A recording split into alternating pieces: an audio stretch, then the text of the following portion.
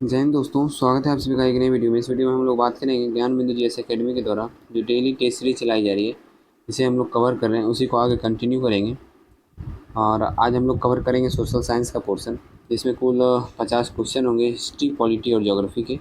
ये test application पे 29 मई को करवाया गया था। तो चलिए आज का टेस्ट स्टार्ट करते हैं। इसका पीडीएफ चाहिए तो आपको पेड ग्रुप में ज्वाइन होना पड़ेगा। पेड ग्रुप का चार्ज है 11 रुपये। उसके लिए आपको मेरे से पर्सनली बात करना होगा टेलीग्राम पे। उसके बाद मैं फिर आपको क्यूआर दूंगा, उसके बाद आप उस पर आप पैसा पे कीजिएगा और फिर आपको ऐड कर दिया जाएगा ग्रुप में, ठीक है। और उस ग्रुप में सिर्फ आपको इसका पीडीएफ नहीं बल्कि मेरे द्वारा लिखा हुआ हैंड रिटेन नोट्स भी मिलेगा, ठीक है। तो आप ज्वाइन कर सकते हैं, पीडीएफ प्राप्त कर सकते हैं। और चलिए आगे स्टार्ट करते हैं। क्वेश्चन नंबर 1 है, योग्यता के आधार पर भर्ती का विचार सर्वप्रथम किसमें व्यक्त किया गया है। तो योग्यता के आधार पर भर्ती का विचार जो है सर्वप्रथम किसमें व्यक्त किया गया है, ये व्यक्त किया गया है मैकाले आयोग के द्वारा। किसके द्वारा? मैकाले आयोग के द्वारा। तो मैकाले आयोग कब आया था? तो ये आया था 1834 ईस्वी में। कब आया था? 1834 ईस्वी में। चलिए कुछ ऑप्शन दिया है, उसके बारे में भी देख लेते हैं। सेडलर आयोग है, सेडलर आयोग आया था 1917 ईस्वी में, ठीक है। हंटर कमीशन आया है 1882-83 में। हंटर कमीशन जो है वो 2 बार बना है, ठीक है। हंटर कमीशन एक जो 1882-83 में आया था, ये शिक्षा से संबंधित है। और एक बार जो हंटर कमीशन बनाया गया था 1920 के आसपास, जो कि जलियांवाला बाग हत्याकांड के लिए जो बनाया गया था, तो वो था जलियांवाला बाग हत्याकांड से संबंधित। लेकिन एक हंटर कमीशन जो 1882-83 में बनाया गया वो है शिक्षा से संबंधित, ठीक है। लास्ट ऑप्शन है वुड डिस्पैच। वुड डिस्पैच जो है 1854 में बनाया गया है, ठीक है। और ये जो है शिक्षा जगत का मैग्ना कार्टा वुड डिस्पैच को कहा जाता है। तो इसका आंसर आपको पता चलेगा, मैकेले आयोग इसका आंसर होगा। आगे बढ़ते हैं। इनमें से कौन मुख्यमंत्री बनने के उपरांत प्रधानमंत्री बने हैं? तो अभी तक जो है कुल 6 व्यक्ति जो हैं वो मुख्यमंत्री बनने के उपरांत प्रधानमंत्री बने हैं कुल। इनमें से 4 का नाम आपके सामने है। कौन कौन? मोरारजी देसाई, विश्वनाथ प्रताप सिंह, चौधरी चरण सिंह, पीवी नरसिम्हा राव। यानी इनमें से सभी 1 2 3 4 तो इसका आंसर होगा ही। और 2 कौन कौन है वो भी आपको जानना जरूरी है। तो 5वां इसमें हो जाएंगे एच.डी. देवगौड़ा। कौन है? एच.डी. देवगौड़ा। और 6ठा हो जाएंगे आपके माननीय प्रधानमंत्री जो वर्तमान में है, नरेंद्र मोदी, ठीक है। चलिए आगे बढ़ते हैं। राष्ट्रपति द्वारा किसी विधेयक पर किसी भी प्रकार का निर्णय न देने की शक्ति किस नाम से जाना जाता है? देखिए, राष्ट्रपति अगर निर्णय दे रहा है, नहीं दे रहा है, तो वो सब जो है किसी भी विधेयक को रोक ले रहा है, किसी विधेयक को पुनर्विचार के लिए लौटा रहा है, वो सब वीटो के अंतर्गत आता है। तो राष्ट्रपति का वीटो जो है, वीटो पावर, वो अनुच्छेद 111 में वर्णित है। किस में वर्णित है? अनुच्छेद 111 में वर्णित है। ज़्यादा डिटेल जानना है वीटो से संबंधित, अनुच्छेद 111 को पढ़िए, सब कुछ पता चल जाएगा। लेकिन मैं थोड़ा बहुत आपको बता देता हूँ। इसमें क्वेश्चन है, किसी भी प्रकार का निर्णय ना देना शक्ति किस नाम से, निर्णय देना या ना देना, तो ये किससे हो जाएगा? राष्ट्रपति के द्वारा किसी विधेयक पर किसी प्रकार का निर्णय ना देना, मतलब निर्णय नहीं दे रहा है। अगर निर्णय नहीं दे रहा है, इसका मतलब है कि जो विधेयक आया है उसको राष्ट्रपति अपने पास रख ले रहा है, ना ही हाँ बोला है और ना ही ना बोला है। तो ये हो जाएगा, राष्ट्रपति जो है उसे अपने पॉकेट में रख ले रहा है। इसका मतलब है कि ये जो है राष्ट्रपति पॉकेट वीटो का प्रयोग कर रहे हैं यहाँ पे। अब देखिए, एक यहाँ पे दिया हुआ है निलंबनकारी वीटो। निलंबनकारी वीटो वो होता है जैसे कोई विधेयक राज्यसभा और लोकसभा से पास होकर आया है, राष्ट्रपति के पास आया, राष्ट्रपति क्या किए, इसे जो है मतलब रिटर्न कर दिए, पुनर्विचार के लिए इसे लौटा देते हैं, तो उसे बोलता है निलंबनकारी वीटो से ही बोलते हैं। चलिए आगे बढ़ते हैं। सिंधु घाटी सभ्यता के संबंध में दिए गए कथनों पर विचार कीजिए। सिंधु घाटी सभ्यता के संबंध में दिए गए कथनों पर विचार कीजिए, ठीक है। विचार कर लेते हैं। पुरास्थल की खुदाई से मिले बड़ी संख्या में स्त्री मृण मूर्तियों से यह अनुमान लगता है कि इस सभ्यता में मातृसत्तात्मक तत्व प्रभावशाली थे। ये बिल्कुल सत्य है। सिंधुवासियों के आहार में अनाज की बनी वस्तुएं दूध, फल, सब्जी व मांस मछली प्रमुख थे। ये भी सही है। इस सभ्यता के लोगों के मनोरंजन के प्रमुख साधन शिकार करना, मछली पकड़ना एवं पक्षियों की लड़ाई देखना था। ये भी सही है। तो 1 2 3 तीनों सही है, सिंधु सभ्यता से संबंधित। हाँ, आपको मैं बता दूं कि सिंधु सभ्यता का जो है कार्य कहा जाए तो एक वैसे तो ऑथेंटिक अभी कोई बताया नहीं, लेकिन एनसीईआरटी के थ्रू अगर देखा जाए तो 2350 से 1700 ईसा पूर्व इसका जो है अंदाज़ा लगाया गया। वैसे एनसीईआरटी ही मान्य होता है, जिसकी वजह से 2350 से 1700 आप लोग याद रख सकते हैं। इसका आंसर हो जाएगा 1, 2, 3 यानी सभी कथन सत्य है। निम्न में से कौन सा युग्म सुमेलित नहीं है? महाजनपद और उसकी राजधानी। कुरु, कुरु की राजधानी क्या होगी? तो कुरु की राजधानी होगी इंद्रप्रस्थ। क्या होगी? इंद्रप्रस्थ। कॉपी में नोट कीजिएगा, अगर नहीं नोट करते हैं तो आपको ज्वाइन होना पड़ेगा पेड ग्रुप में, यहाँ पे आपको इसका नोट मिल जाएगा। ठीक है, तो कुरु की राजधानी हो गई इंद्रप्रस्थ। अगर आप फिर, तो यही गलत हो गया, कौन सा सुमेलित नहीं था, तो पहला ही हो गया। अंग की राजधानी चंपा सही है, गंधार का तक्षशिला सही है, और मगध की राजधानी राजगीर सही है। लेकिन आपके मन में आ रहा होगा फिर ये जो विराटनगर दिया हुआ है ये किसकी राजधानी है? तो विराटनगर जो है वो मत्स्य की राजधानी है। किसकी राजधानी है? मत्स्य की राजधानी है विराटनगर। निम्नलिखित में से किस राज्य की सीमा म्यांमार से स्पर्श नहीं करती है? तो म्यांमार से स्पर्श जो करती है 4 राज्य करते हैं। कौन कौन सा राज्य है ये आपको जानना जरूरी है। अरुणाचल प्रदेश, मणिपुर, मिजोरम और एक है मेघालय। कौन सा है?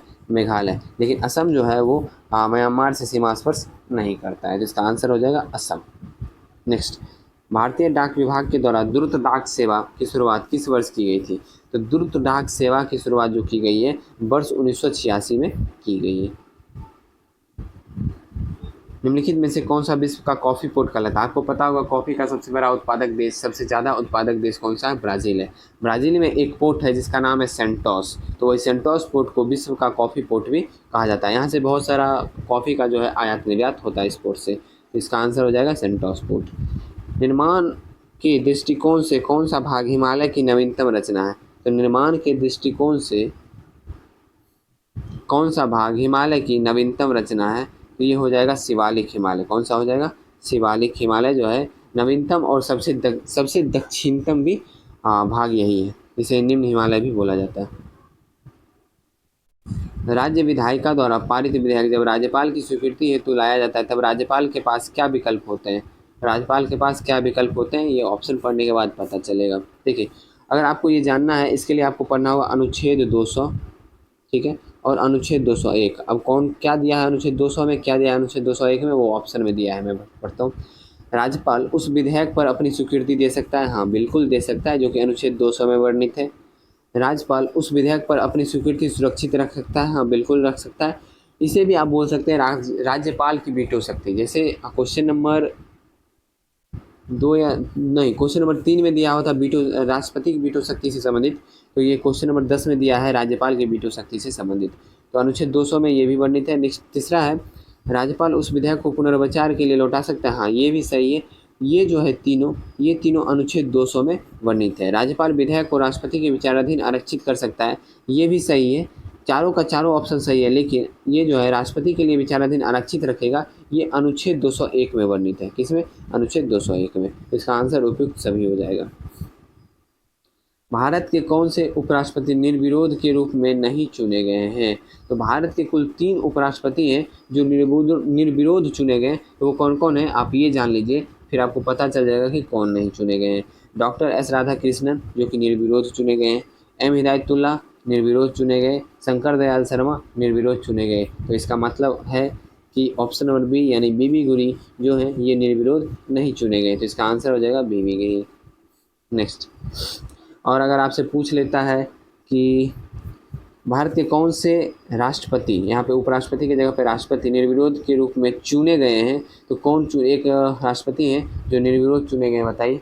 वो है नीलम संजीव रेड्डी। कौन है? नीलम संजीव रेड्डी। ठीक है, और अभी वर्तमान में आप देख रहे हैं कि सूरत से जो खड़े थे लोकसभा क्षेत्र, सूरत लोकसभा क्षेत्र से, वो भी निर्विरोध चुने गए। उनके भी विरोध में कोई भी पार्टी यानी कोई भी व्यक्ति जो है नहीं खड़ा था। ठीक है, चलिए आगे बढ़ते हैं। इनमें से कौन कथन सही नहीं है? नहीं है पूछ रहा है, ठीक है, पढ़ लेते हैं। अनुच्छेद 75 के अनुसार मंत्रिपरिषद की सामूहिक उत्तरदायित्व लोकसभा के प्रति होता है, बिल्कुल सत्य है। नेक्स्ट है, यदि कोई मंत्री मंत्रिमंडल के किसी निर्णय से असहमत है और उसके लिए तैयार नहीं है तो उसे त्यागपत्र देना होता है, ये भी सही है। जब लोकसभा मंत्रिपरिषद के विरुद्ध एक अविश्वास प्रस्ताव पारित करती है तो सभी मंत्रियों को त्यागपत्र देना होता है, परंतु जो मंत्री राज्यसभा से हैं उन्हें त्यागपत्र नहीं देना पड़ता है, ये गलत है। देखिए, लोकसभा जैसे ही अविश्वास प्रस्ताव उसमें पारित हो जाएगा तो लोकसभा भंग हो जाएगी। लोकसभा भंग हो जाएगी तो जिसकी सरकार बनी रहेगी उसके सरकार के जितने भी मंत्री होंगे, चाहे राज्यसभा में हो या लोकसभा में हो, उन्हें त्यागपत्र देना होगा। इसमें नहीं दिया है तो यहाँ गलत हो गया। इसका आंसर हो जाएगा ऑप्शन नंबर सी, जो कि ये गलत है। राष्ट्रपति लोकसभा में विश्वास मत खोए हुए मंत्रिपरिषद की सलाह मानने हेतु बाध्य नहीं। हाँ, बिल्कुल सही है। नेक्स्ट है, मैथन, बेलपहाड़ी एवं तिलैया बांध किस नदी पर बनाए गए हैं? तो मैथन, बेलपहाड़ी, तिलैया बांध जो है बराकर नदी पर बनाए गए हैं। नेक्स्ट, मुगलकालीन कृषक खुदकास्ट किसान के संबंध में नीचे दिए गए कथन पर विचार कीजिए तथा कूट की सहायता से सही उत्तर चयन कीजिए। ठीक है, खुदकास्ट वैसे किसान थे जिनकी भूमि उनके निवास के गांव में जिस पे वे खेती करते थे। बिल्कुल सही है। खुदकास्ट किसानों पर अपने ज़मीन पर अस्थायी अधिकार था। वे ज़मीन पर खेती कर सकते थे परंतु बेच नहीं सकते थे। ये जो है बिल्कुल गलत है। वे अपने ज़मीन को कुछ भी कर सकते थे, उनका ज़मीन था, खेती भी कर सकते थे, बेच भी सकते थे, जो मन था वो कर सकते थे। नेक्स्ट है, मुगलकालीन सरकारी दस्तावेज में खुदकास्ट किसान को मालिक की ज़मीन कहता था। ये सही है। तो 1 और 3 इसमें सही है, 2 जो है वो गलत है।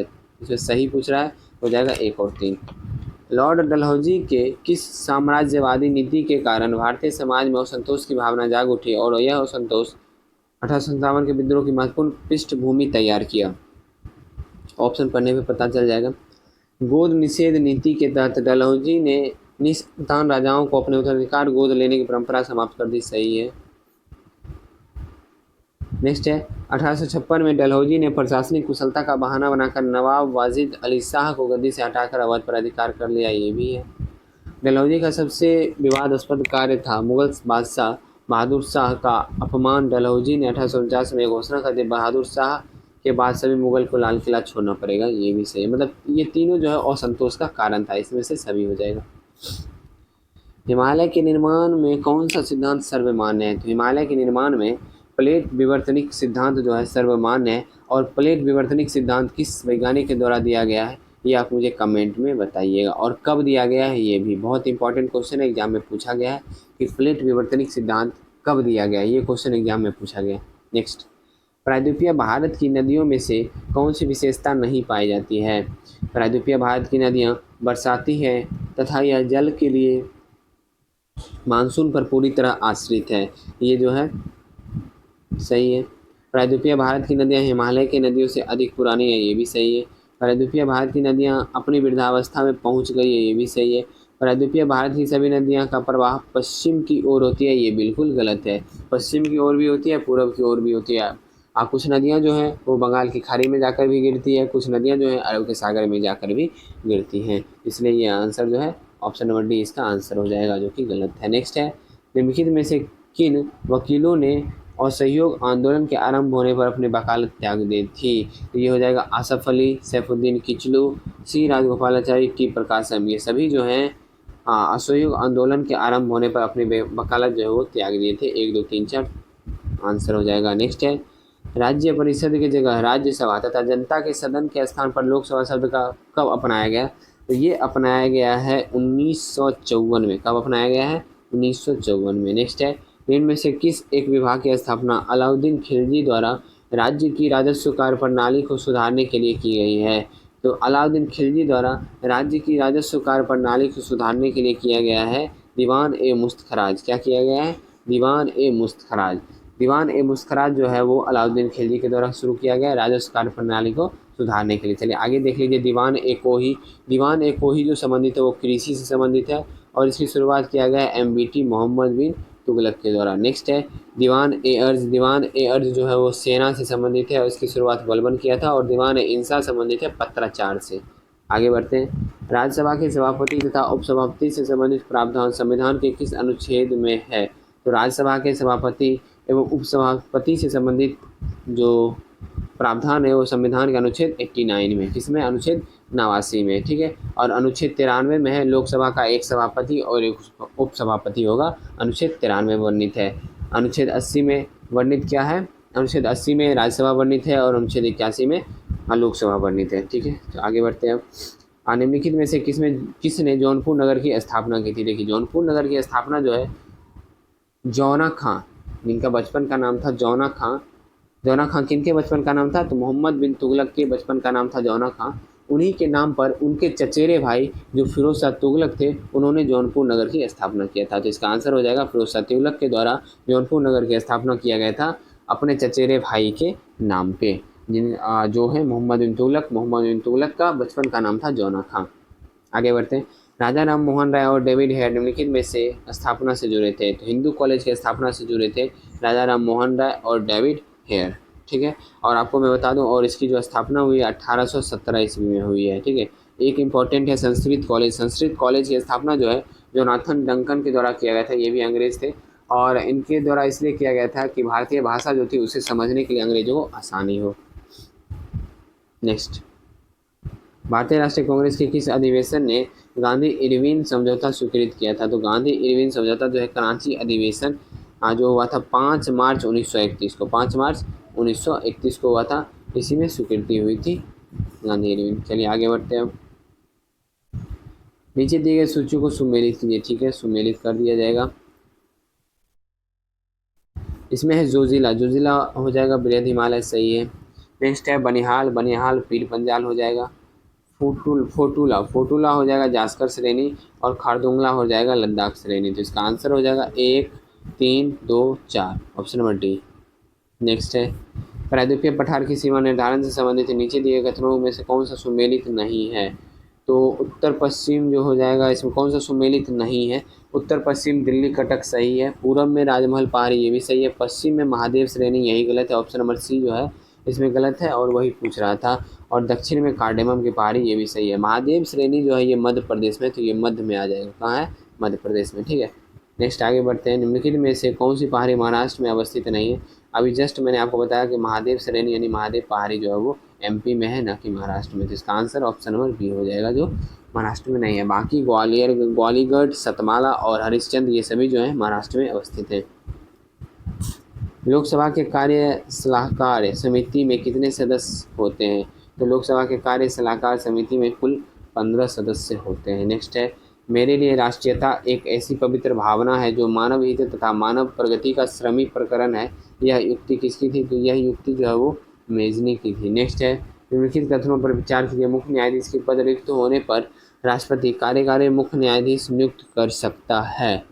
ठीक है, तो सबसे पहले इसके बारे में जो वर्णन है आपको मिल जाएगा अनुच्छेद 126 में। किसमें मिल जाएगा? अनुच्छेद 126 में, याद रखिएगा। बाकी ऑप्शन पढ़ते जाते हैं। पहला तो सही है। अस्थायी रूप से मुख्य न्यायाधीश की अनुपस्थिति में भी राष्ट्रपति कार्यकारी मुख्य न्यायाधीश की नियुक्ति कर सकता है, दोनों सही है। अगर मुख्य न्यायाधीश अपने दायित्व के निर्वहन में असमर्थ हो तो इस स्थिति में राष्ट्रपति कार्यवाहक मुख्य न्यायाधीश नियुक्त कर सकता है, ये भी सही है। सभी कथन इसमें सत्य है। भारतीय राष्ट्रीय कांग्रेस के 1905 के बनारस अधिवेशन के अध्यक्ष कौन है? तो 1905 के बनारस अधिवेशन के अध्यक्ष कौन है? इसके अध्यक्ष गोपाल कृष्ण गोखले। नेक्स्ट है किस आंदोलन के दौरान गांधी जी ने अंग्रेजों द्वारा प्रदत्त कैसर हिंदी की उपाधि लौटा दी थी? तो किस आंदोलन के दौरान? तो ये लौटाए थे असहयोग आंदोलन के दौरान। और इससे तो ये देखिए ऑथेंटिक बुक में असहयोग आंदोलन दिया रहता है, लेकिन कुछ ऐसे लूसेंट देखिएगा या फिर नॉर्मल बुक देखिएगा तो उसमें दिया है जालियांवाला बाग हत्याकांड के कारण, लेकिन इसका ऑथेंटिक आंसर होगा असहयोग आंदोलन के कारण। क्योंकि जब गांधी जी और अन्य सहपाठी मिलकर जब असहयोग आंदोलन कर रहे थे तो उस समय जो अंग्रेज थे वो उन्हें परेशान। नेक्स्ट क्वेश्चन है हिमालय पर्वत श्रृंखला किन दो श्रेणियों के बीच सिंधु नदी अपवाहित होती है? ये जो है लद्दाख और जास्कर के मध्य अपवाहित होती है। सिंधु नदी का उद्गम स्थल है तिब्बत के मानसरोवर झील के सिंधी खमान हिमनद से। नेक्स्ट है प्रायद्वीपीय भारत की नदियों की लंबाई घटते क्रम में अनुसार व्यवस्थित कीजिए। घटते क्रम में व्यवस्थित करेंगे तो गोदावरी की लंबाई है 1465 किलोमीटर, कृष्णा की लंबाई है 1400 किलोमीटर, नर्मदा की लंबाई है 1312 किलोमीटर और कावेरी की लंबाई है 800 किलोमीटर। इस अनुसार आंसर हो जाएगा 2, 3, 1, 4। निम्नलिखित युग्मों पर विचार कीजिए। राउरकेला जो है ये ओडिशा में है और ये बनाया गया था जर्मनी की सहायता से। भिलाई जो है छत्तीसगढ़ में है, ये बनाया गया था रूस की सहायता से। और दुर्गापुर वेस्ट बंगाल में है, ये बनाया गया था आपको ब्रिटेन की सहायता से। तो एक भी इसमें सुमेलित नहीं है। नेक्स्ट है लॉर्ड डलहौजी के प्रशासन काल में कौन सी घटना घटित नहीं हुई थी? द्वितीय आंग्ल बर्मा युद्ध। नेक्स्ट सही है। कलकत्ता से आगरा तक टेलीग्राफ लाइन का लॉर्ड डलहौजी के समय में हुआ है। बम्बई से थाने तक रेलवे का खोला जाना लॉर्ड डलहौजी का कार्यकाल में। ये तीनों जो है लॉर्ड डलहौजी के कार्यकाल में ही हुआ है। लॉर्ड डलहौजी का कार्यकाल जो है 1848 से 1956 तक था। नेक्स्ट है दिल्ली विश्वविद्यालय की स्थापना। ये जो दिल्ली विश्वविद्यालय की स्थापना जो है लॉर्ड डलहौजी के कार्यकाल में नहीं हुआ, ये इसकी स्थापना जो 1922 में हुआ है। तो आप मुझे कभी बताइए 1922 में कौन गवर्नर थे। नेक्स्ट है भारत के स्वतंत्रता संग्राम के दौरान हुए नागरिक विद्रोह को दो प्रसिद्ध नेता सिंधु कानू कौन से समुदाय के थे, ये संथाल समुदाय के थे। इनमें से कहाँ पर संघात्मक सरकार नहीं है, तो ब्रिटेन में जो है संघात्मक सरकार नहीं है। दक्षिण अफ्रीका के किस रेलवे स्टेशन पर महात्मा गांधी को ट्रेन से फेंका गया था, तो पीटर मार्ट्सबर्ग जो है स्टेशन था, वहीं से महात्मा गांधी को ट्रेन से निकाला गया था। नेक्स्ट है भारत सरकार का संवैधानिक अध्यक्ष कौन होता है, तो भारत सरकार का संवैधानिक अध्यक्ष जो है राष्ट्रपति होता है। नेक्स्ट है निम्नलिखित में से कौन सा संयुक्त राष्ट्र संघ के प्रथम अफ्रीकी महासचिव रहे, तो संयुक्त राष्ट्र संघ के प्रथम अफ्रीकी महासचिव ज़ेवियर पेरिस डी क्यूआर हैं। नेक्स्ट है मेट्रो रेलवे जोन का मुख्यालय कहाँ स्थित है, तो मेट्रो रेलवे जोन का मुख्यालय स्थित है कोलकाता में। मैरियाना खाई किस महासागर तल में स्थित है, तो मैरियाना ट्रेंच आपको पता ही होगा, तो ये स्थित है आपको पश्चिमी प्रशांत महासागर में। जिन ज्वारों की ऊंचाई सामान्य ज्वार से 20% अधिक होती है उन्हें क्या कहा जाता है, तो उन्हें कहा जाता है बृहत ज्वार भाटा। क्या बोला जाता है, बृहत ज्वार भाटा। नेक्स्ट है प्रतिदीप्ति वृत्त किसे कहते हैं, तो प्रतिदीप्ति वृत्त जो है वो किसे कहते हैं बताइए, ये कहते हैं ग्लोब पर वह वृत्त जो दिन तथा रात को विभाजित करता है। निम्नलिखित कथनों पर विचार कीजिए। मुक्त विश्वविद्यालय के स्थापना का विचार सर्वप्रथम ब्रिटिश विद्वान हेरोल्ड विल्सन के द्वारा किया गया था, ये तो सही है। नेक्स्ट है सर्वप्रथम मुक्त विश्वविद्यालय की स्थापना करने वाला देश ब्रिटेन था, ये भी सही है। भारत सरकार द्वारा 1985 में इंदिरा गांधी राष्ट्रीय मुक्त विश्वविद्यालय की स्थापना की गई तथा इसका मुख्यालय नई दिल्ली में बनाया गया, ये भी सही है। अब 1, 2, 3 तीनों सही है। नेक्स्ट है कथन एक खरोष्टी लिपि दाईं से बाईं ओर लिखी जाती है और कथन 2 है ब्राह्मणी लिपि बाईं से दाईं ओर लिखी जाती है। इसमें से क्या सही है क्या गलत है ये बताना है। देखिए 1 और 2 दोनों कथन जो है सत्य है। खरोष्टी लिपि जो है दाईं से बाईं लिखी जाती है, सही है, ऐसे इस तरफ से इस तरफ, और ब्राह्मी लिपि जो है वो बाएं से दाएं लिखी जाती है। 1 और 2 दोनों सही, ऑप्शन नंबर सी सही है। हमारे सौरमंडल में संदर्भ में इनमें से क्या सही नहीं है, क्या सही नहीं है ये बताना है, ठीक है। मंगल एक लाल ग्रह है जहाँ नाइट्रोजन और ऑक्सीजन का प्रचुर मात्रा में, बिल्कुल सही है। क्षुद्र ग्रह बृहस्पति और मंगल ग्रहों के बीच पाए जाते हैं, ये भी सही है। बृहस्पति सबसे विशाल ग्रह है जहाँ शोषण संभव नहीं है और इसका वायुमंडल हाइड्रोजन के यौगिक जैसे मीथेन से भरपूर है, ये भी सही है। बुध शुक्र मंगल और बृहस्पति आंतरिक ग्रह, बृहस्पति नहीं आएगा, आंतरिक ग्रह में क्या आ जाएगा, बुध शुक्र मंगल और पृथ्वी जो है आंतरिक ग्रह में आते हैं तथा शेष 4 जो है वो बाह्य ग्रह में आते हैं, तो यही गलत हो गया, तो ऑप्शन नंबर डी आंसर हो जाएगा। नेक्स्ट आगे बढ़ते हैं हम लोग। निम्नलिखित में से कौन सा युग सुमेलित है, सतपथ मंदिर महाबलीपुरम सही है, खजुराहो मंदिर मध्य प्रदेश सही है, तिरुपति मंदिर तेलंगाना गलत है, तो तिरुपति मंदिर कहाँ है, आंध्र प्रदेश में, कहाँ है, आंध्र प्रदेश में है। और नेक्स्ट आ गया दिलवारा मंदिर पुरी यानी उड़ीसा जो कि गलत है, दिलवारा मंदिर माउंट आबू राजस्थान में है। इसमें से 2 सही है, 1 और 2 दोनों सही है, ठीक है। तो आज का सेट यही समाप्त हो गया। आशा करता हूँ सेट पसंद आया होगा। सेट पसंद आया वीडियो को लाइक कर देना है, चैनल पर नए आए चैनल को सब्सक्राइब कर लेना है। इसका PDF चाहिए तो आपको पेड ग्रुप में ज्वाइन होना पड़ेगा जिसका चार्ज है 1 मंथ का 11 रुपया। आप 11 रुपये देके आराम से उस ग्रुप में ज्वाइन कर सकते हैं। उसमें आपको इसका PDF मिलेगा, बाकी कुछ इंपॉर्टेंट PDF जो पेड ग्रुप के होते हैं वो आपको मिल जाएंगे और मेरे द्वारा लिखा हुआ हैंड रिटन नोट्स भी मिल जाएगा, ठीक है। तो चलिए मिलते हैं नेक्स्ट वीडियो में। जय हिंद।